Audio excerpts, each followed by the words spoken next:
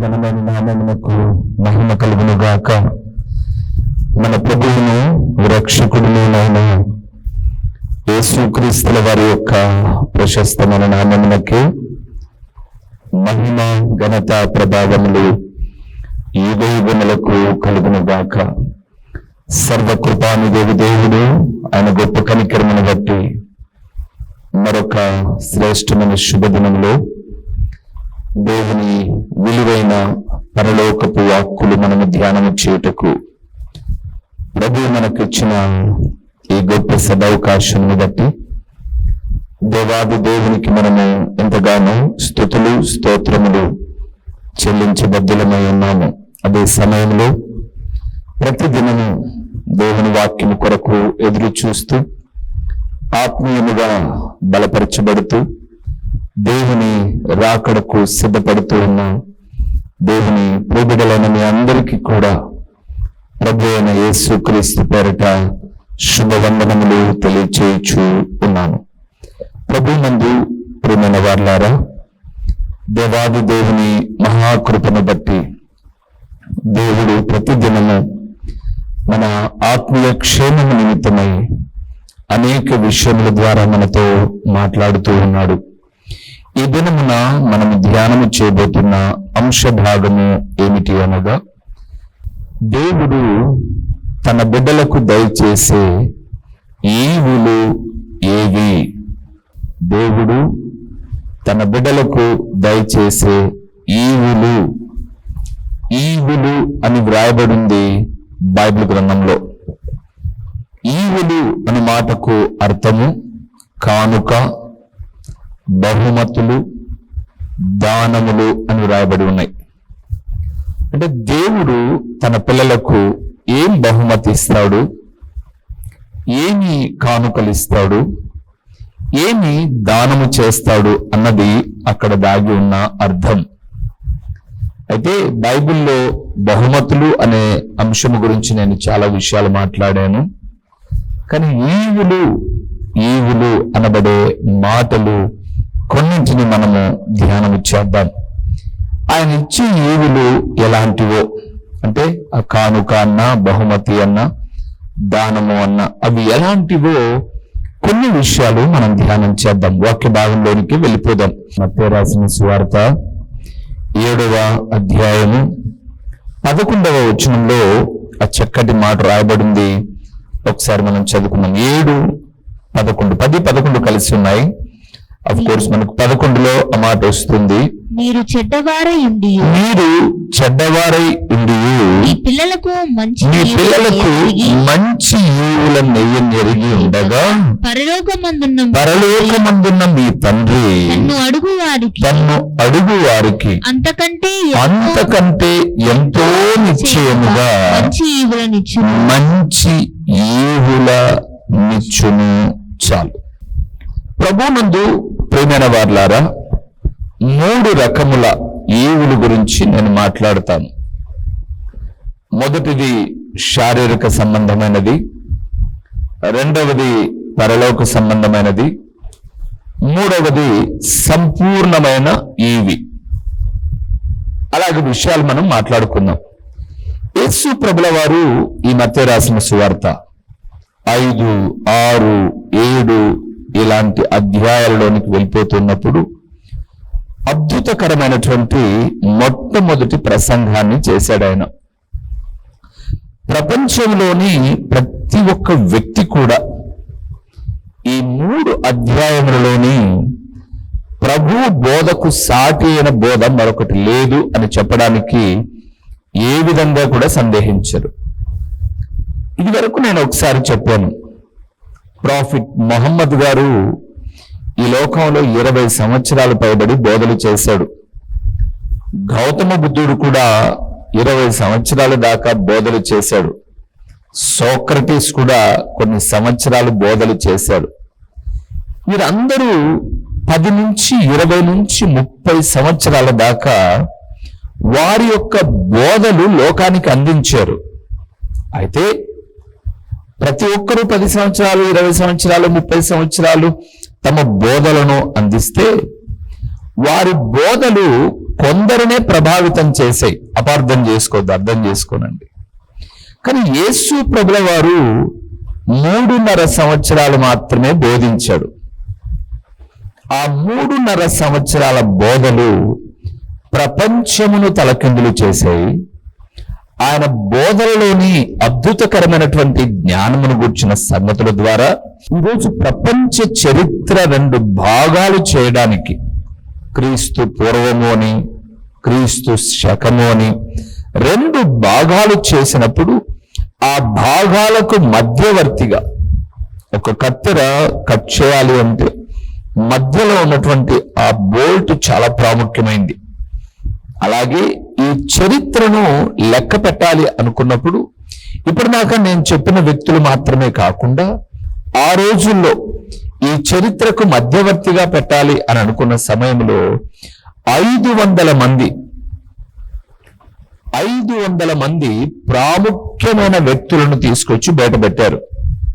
అందులో నేను చెప్పిన సోక్రటీస్ ఉన్నారు, తర్వాత అలెగ్జాండర్ ఉన్నాడు, మహమ్మద్ ప్రాఫిట్ ఉన్నాడు, అంత మాత్రమే కాకుండా గౌతమ బుద్ధుడు ఉన్నాడు. ఎందరో 500 మంది. 500 మందిలో ప్రభు అయిన యేసుక్రీస్తు కూడా ఉన్నారు.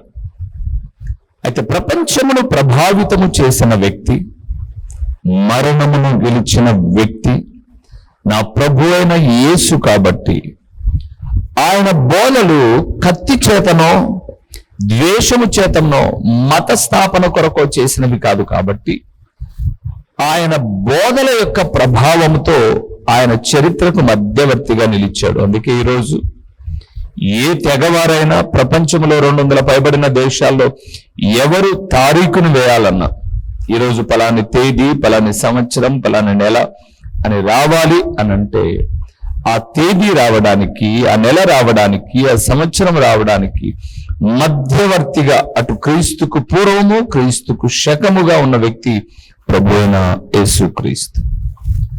ఆయన బోధలోని ఒక మాటే ఇప్పుడు మనం చదివాం.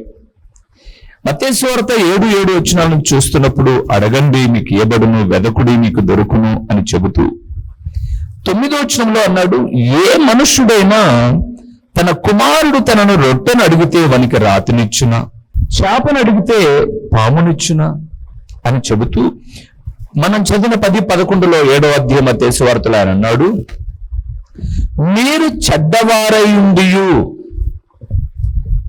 మీరు స్వాభావికంగా శారీరకంగా చెడ్డవారే. మీరు తల్లిదండ్రులు ఒకవేళ మీకు త్రాగుడనే వ్యసనమో, వ్యభిచారమో, జూదమో, అల్లరితో కూడిన ఆటపాటలో, నీచమైన స్వభావం ఏవో ఉన్నాయి. అయితే నేను ఒక మాట చెప్తాను, ప్రభు అన్న మాటే. మీరు చెడ్డవారైనా మీ పిల్లలకు ఇచ్చేది మీరు మంచి ఈవులను ఇస్తారు. అంటే మీరు చెడ్డవారై ఉండి మీ పిల్లలకు మంచి బహుమతులు ఇస్తారు, మంచి కానుకనిస్తారు, మంచి దానమునిస్తారు కదా. అలాంటప్పుడు ఆయన అన్నాడు, మీ పరలోకమందున్న తండ్రి తన్ను అడుగు వారికి అంతకంటే నిశ్చయముగా మంచి ఈవుల నిచ్చును అన్నాడు. శారీరకమైన బహుమతులు. మేమున్న స్థానిక సంఘంలో ఒక అన్ని కుటుంబం మా దగ్గరికి దాదాపు ఒక 10-15 సంవత్సరాల నుంచి ప్రార్థనకు వస్తూ ఉన్నారు. వారు వృత్తిరీత్యా రజకులు. అయితే వారు ప్రభువు నమ్ముకున్నారు, చాలా నమ్మకమైన వ్యక్తులు. వారి తండ్రి భయంకరమైన త్రాగుడుబోతు. ఎన్నోసార్లు నేను ఆ ఇంటికి వెళ్ళి, చనిపోయాడు కాబట్టి చెప్తున్నాను, ఎన్నోసార్లు ఆ ఇంటికి వెళ్ళాను. ఒక తండ్రితో మాట్లాడినట్టుగా మాట్లాడాను, అయ్యా దీనివల్ల నీకు ఏం లాభం ఉంది? ఈ వ్యసనాన్ని మాని జీవితం దీవెనకరంగా ఉంటుంది. నీ భార్య ప్రభు నమ్ముకొని రక్షించబడ్డారు, నీ పిల్లలు రక్షించబడ్డారు, నువ్వు ఒక్కడిని ఎందుకు అలాగెందుకుంటావు? ఈ వ్యసనం వల్ల నువ్వు అవమానభరితంగా 10 మందిలో నవ్వుల పాలవుతున్నావు తప్ప గౌరవప్రదమైన జీవితం లేదు కదా అని చెప్పినప్పుడు నిజమే అని అనేవాడు. చెప్పిన ఆ వారంలో తెల్లగా వాళ్ళు చాలా బాగా, మన బైబిల్ అందుకే చెప్పిందేమో, వారు ఉతికినట్లుగా బట్టలు ఎవరు ఉతకలేరు, చాకలివాని సబ్బు వంటిది అన్నాడు. మన చేతిలో ఉతకబడిన వారి చేతిలో ఉతకబడిన నైపుణ్యత వేరు. తెల్లటి వస్త్రాలు వేసుకుని మందిరానికి వచ్చేవాడు. మందిరంలో చాలా జాగ్రత్తగా కూర్చునేవాడు. ఇదే తెల్లని వస్త్రములతో మధ్యాహ్నమో సాయంత్రానికో బజార్కి వెళ్ళేవాడు. తను నిగ్రహము లేక మద్యము తాగి ఆ వస్త్రాలను మలినం చేసుకుని ఇంటికి వచ్చేవాడు. తాగి ఎక్కడో ఒక చోట పడిపోవడము, లేకపోతే ఏదో ఒకటి పూసుకోవడము అసభ్యకరంగా. నేను ఇప్పుడు ఆయన తక్కువ చేయడానికి కాదు కానీ మాట్లాడుతున్నది నా ఆలోచన విధానం ఏంటంటే, ఆయన అలాంటి స్వభావము కలిగి ఉన్న తన కుమారుడి కండి మంచిగా తిండి తీసుకుని, ఒక్కడే కొడుకు, ఆడపిల్లలు ఉన్నారు, మంచిగా తిండి తీసుకొచ్చేవాడు. అబ్బాయి ఒక యురేనియం దాంట్లో జాబ్ చేస్తాడు కాబట్టి ఆ అబ్బాయి డ్యూటీ నుంచి వచ్చేసరికి అతను తినడానికి మంచిగా స్వీట్స్ కానీ, లేదా అతను ఒక్కని కొరకు చికెన్ పోకూడదు, అతను కిందైనా పడతాడు, మట్టైనా పూసుకుంటాడు. కానీ ఆ కొడుకు కొరకు ప్యాక్ చేసింటాడు చూడండి, చికెన్ పకోడాను లేకపోతే మామూలుగా ఏదైనా మిరపకాయ బజ్జీలో ఏదో చేసింటాడు చూడండి, దాన్ని కింద పడనివ్వడు, మట్టిలో పడనివ్వడు. చాలా జాగ్రత్తగా తెచ్చి ఇంట్లో పెట్టి వాళ్ళ భార్యకు చెప్తాడు, ఇవి బాబుకి ఇవ్వు. చాలాసార్లు వాళ్ళ కొడుకు గద్దించాడు, మందలించాడు. ఇలా గద్దించాడు, మందలించాడు కదా అని చెప్పేసి అతనికి మందు తాపల. అంటే నా భావన మీరు అర్థం చేసుకోనండి. తండ్రి శారీరకంగా స్వాభావికంగా చెడు వ్యసనాలు కలిగిన వాడే తన కుమారుడికి మంచి ఇచ్చాడు. ఇక్కడ అదే ప్రస్తావన తీసుకొచ్చాడు. మీ పిల్లలు ఆకలిగొని రొట్టెని అడిగారు, తినరా అని మీరు చెడ్డోళ్ళని రాయనిస్తారా? మీ పిల్లలు ఆశపడి చేపను అడిగారు, తినరా అని చెప్పి మీరు పామునిస్తారా? ఇవ్వరు కదా. మీరు చెడ్డవారైనా వారికి మంచిని ఇస్తారు కదా. అలాంటప్పుడు మీ పరలోకపు తండ్రి మీకు మరీ శ్రేష్టమైన మంచి ఈవులను ఇచ్చును. మన దేవుడు శారీరకమైనటువంటి ఆహారమైన, వస్త్రమైన, వసతి అయిన మంచిది ఇచ్చు దేవుడు, ఆరాధిస్తున్న దేవుడు. అందుకే దేవుని ఎందుకు ప్రియమైన వాళ్ళారా, మంచి దేవుడు మంచి ఈవులను ఇస్తాడు కాబట్టి మంచిగా బ్రతకడం నేర్చుకోవాలి. మంచిగా బ్రతకడం నేర్చుకోవాలి. ఆయన స్వభావము మంచివాడు అని రాయబడింది ఇర్మీయా గ్రంథంలో. యెహోవా మంచివాడు అని రాయబడింది. కీర్తనాకారుడు అంటాడు 124వ కీర్తన 125వ కీర్తనలో దావీదు భక్తుడు ప్రార్థన చేస్తూ, యెహోవా మంచి వారికి మేలు చేయుము అంటాడు 125వ కీర్తనలో. ఆయన మంచివాడు కాబట్టి మంచి ఈవులను ఇస్తాడు, మంచిగా మేలు చేస్తాడు, మంచి శారీరకమైన ఈవులను ఇస్తాడు. అది మొదటిది. రెండవ విషయానికి వెళ్దాం ప్రియులారా. యాకోబు రాసిన పత్రిక 1వ అధ్యాయము, యాకోబు రాసిన పత్రిక 1వ అధ్యాయం, ఈవులు ఈవులు ఈవులు 17వ వచనాన్ని చూద్దాం. యాకోబు రాసిన పత్రిక 1వ అధ్యాయము, ఇక్కడ కూడా 16, 17 కలిసి ఉన్నాయి. అయితే 16 మనకు అవసరం లేదు, 17 మాత్రం చూద్దాం. శ్రేష్టమైన ప్రతి ఈవి, సంపూర్ణమైన ప్రతి వరమును పరసంబంధమైనదే జ్యోతిర్మయుడగు తండ్రి యొద్ద నుండి వచ్చును. ఆయన యందు ఏ చంచలత్వమైనను గమనాగమనముల వలన కలిగి ఏ ఛాయను లేదు. రెండవది ప్రియులారా, యాకోబు దైవదాసుడు, దేవుని శిష్యుడు, ప్రభు యొక్క సహోదరుడుగా పిలువబడినటువంటి యాకోబయ్య 1వ అధ్యాయం 7వ వచనంలో అంటున్నాడు, దేవుడిచ్చే ఈవి శ్రేష్టమైన ప్రతి ఈవి అన్నాడు. శ్రేష్టమైన ప్రతి ఈవి అనగా పరలోక సంబంధమైనవి. అక్కడ అదే రాయబడింది, ప్రతి వరమును పరసంబంధమైనదే. ఈరోజు మనిషి భూమి మీద భూ సంబంధమైన ఈవులను గురించి మాత్రమే పరితపిస్తూ ఉన్నాడు. నేను అంటాను ప్రియులారా, భూ సంబంధమైనవి ఏవైనా అవి ఒకరోజు భూమి మీద మనం వదిలిపెట్టాల్సిందే. కానీ పరసంబంధమైన ఈవులు ఉన్నాయి చూడండి, ఇవి మనం భూమి మీద వదిలిపెట్టడం కాదు, ఇవి ఆయన దగ్గరికి చేరుస్తాయి.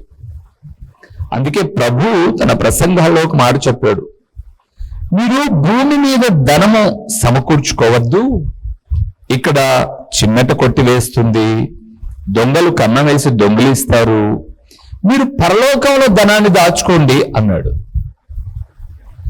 ఇప్పుడు చాలా మంది మనం చూస్తే బ్యాంకుల్లో దాచుకుంటారు, వారి యొక్క తాహతును బట్టి లాకర్స్ అలాగా. పరలోకంలో దాచుకోవడం అంటే ఎలాగా?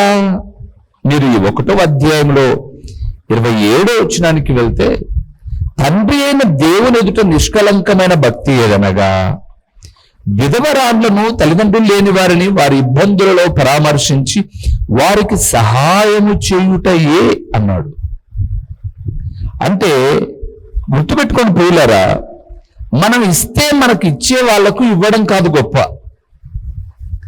మనం ఇచ్చిన తర్వాత తిరిగి మనకు ఇవ్వలేని వారు ఉన్నారు చూడండి, వారికి మీరు సహకరిస్తే మీ ధనము పరలోకమందు భద్రము చేయబడుతుంది. ఇప్పుడు ఉదాహరణకు నాలాంటి సేవకులు నీలాంటి దేవుని పిల్లల చేత ఏదైనా కానుకను పొందుకున్నా, మీకు ఏదైనా అవసరమైనప్పుడు మేము మీకు ఇవ్వలేం, ప్రతి నెల మేము మీకు ఇవ్వలేం. అది 1000 కావచ్చు, 2000 కావచ్చు, 5000 కావచ్చు, 10,000 కావచ్చు, మేము ఇవ్వలేం, మీకు ప్రతి నెల ఇవ్వలేం.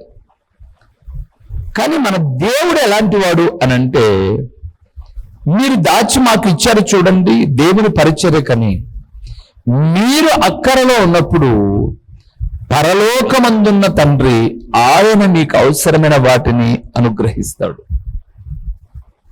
అందుకే యేసు ప్రభువు వారు తన బోధలో, మీరు నా పేరట ఎవడినైనాను చేర్చుకుని గిన్నెడు చన్నీళ్లు ఇస్తే వారి ఫలము పోదు అన్నాడు. ప్రభు పేరట గిన్నెడు నీళ్లకే అంత బలం ఉంటే, ఆయన రుణం తీర్చుకుంటే మరి ప్రభు పేరట ఇచ్చేది ఏదైనా వ్యర్థమవుతుందా? అందుకే హెబ్రీయులకు రాసిన పత్రిక 6వ అధ్యాయం 10వ వచనంలో రాయబడింది, మీరు పరిశుద్ధులకు ఉపచారము చేసి ఇంకనూ ఉపచారము చేయుచు ఉండుటకు, మీరు చేసిన ఉపకారమును మరచుటకు దేవుడు అన్యాయస్తుడు కాదు అని రాయబడింది. దేవునందు నాకు ప్రియమైనటువంటి వారలారా, ఒక దైవదాసుడిగా జ్ఞాపకం చేస్తున్నాను, పరమందున్నటువంటి దేవుడు పరమందు మనం చేర్చుకుని శ్రేష్టమైన ఈవులతో తృప్తిపరిచేవాడు. అందుకే అక్కడ రాయబడిన మాటలు మనం చూస్తే, ప్రతి వరమును పరసంబంధమైనది జ్యోతిర్మయుడగు తండ్రి యొద్ద నుండి వచ్చును. పరలోకము నుంచి వచ్చే ఈవులు కొన్ని ఉన్నాయి. ఉదాహరణకు మనం రక్షించబడ్డాం, ఈ రక్షణను వస్త్రమును కాపాడుకోగలిగితే పరమున ప్రభువుతో మనం యుగయుగాలు ఉంటాం. అందుకే దైవ జనాంగమా గుర్తుపెట్టుకోనండి, దేవుడు హెచ్చరిస్తూ మాట్లాడుతున్న ఈ ప్రాముఖ్యమైన విషయాలు ఏంటి అనగా, దేవుడు తన బిడ్డలకు ఇచ్చే శ్రేష్టమైన ఈవులు లేదా ఇచ్చే ఈవులు ఏంటంటే, మొదటిది శారీరక సంబంధమైనది, రెండవది పరసంబంధమైనది. పరసంబంధమైన ఈవులు మనకు రావాలంటే పరమందు నివసించే జ్యోతిర్మయుడకు దేవుడు ఇవ్వాలి. ఎలాగా? మీకు ఒక చిన్న ఉదాహరణ జ్ఞాపకం చేస్తాను. మన శరీరము మనం తినే ఆహారము చేత నడిపించబడుతుంది. అంటే కొంత శక్తిని పొందుకొని ఎక్కడికైనా నడవగలుగుతున్నాం, ఏదైనా పని చేసుకోగలుగుతున్నాం, ముందుకు వెళ్ళగలుగుతూ ఉన్నాం. కానీ శరీరాన్ని నడిపిస్తున్నది ఆహారం ఒకటే కాదు, అందులో శరీరములో ఆయన ఆత్మ ఉంది. ఇది పరసంబంధమైనది, గుర్తుపెట్టుకోండి. ఆత్మ ఉంది.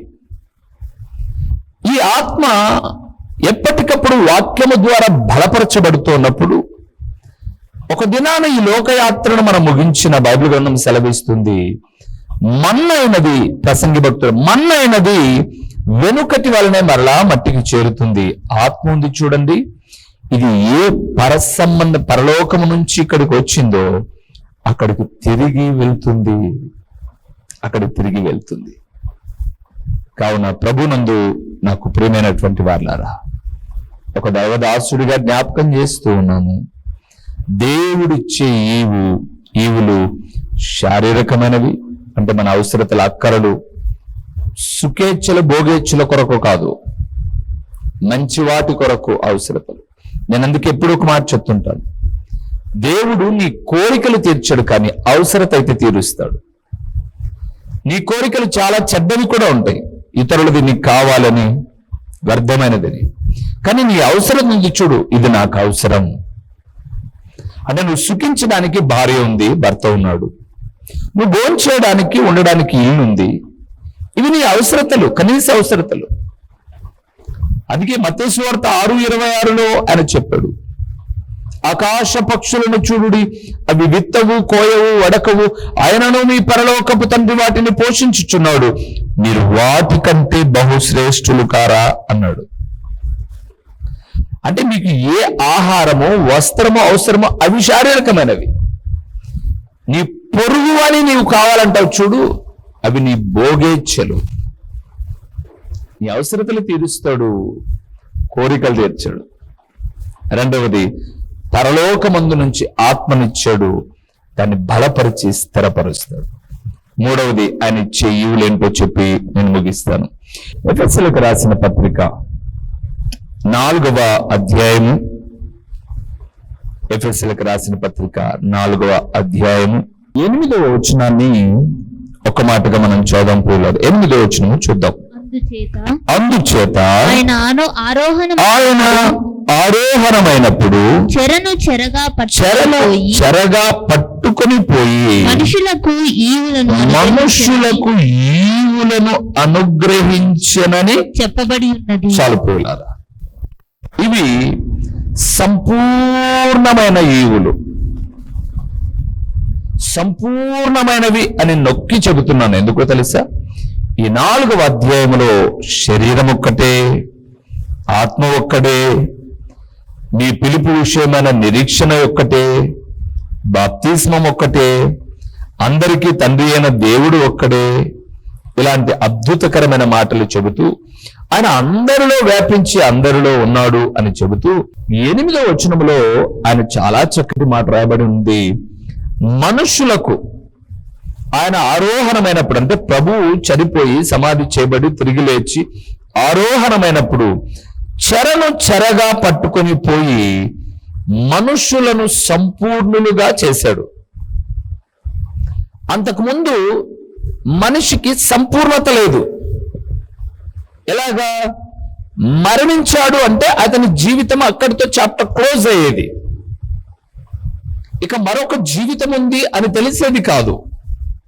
కానీ ఎప్పుడైతే ప్రభువారు ఈ లోకానికి వచ్చి మానవ రీతిగానే జన్మించి దైవ స్వభావాలన్నిటినీ కలిగి దేవుడుగా తన్ను తాను ప్రత్యక్షపరచుకొని మనిషిగా బ్రతికిన పాపము లేని నీతి కలిగిన జీవితాన్ని జీవించి ఆయనను అసూయ చేత సిలువ వేసి చంపినప్పుడు, ఇక అయిపోయింది, అందరి వల్ల ఈయన కూడా చచ్చిపోయాడు అని అనుకున్నప్పుడు, మరణము ఆయనను బంధించుట అసాధ్యము కాబట్టి విజయుడై 3వ దినాన పునరుత్థానుడై లేచి చెరను, అనగా ఏ మరణపు చెర ఉన్నిందో దాన్ని పట్టుకొని వెళ్ళిపోయి మనందరికీ సంపూర్ణమైన ఈవిగా పునరుత్థానుడై, మీరు కూడా నా నామములో రక్షించబడి నాకు సాక్షులుగా బ్రతికితే మీకు ఇప్పటితో జీవితం క్లోజ్ అని అనుకోమాకండి, నా వలె మీరు తిరిగి లేచి నిత్యత్వములో నిరంతరము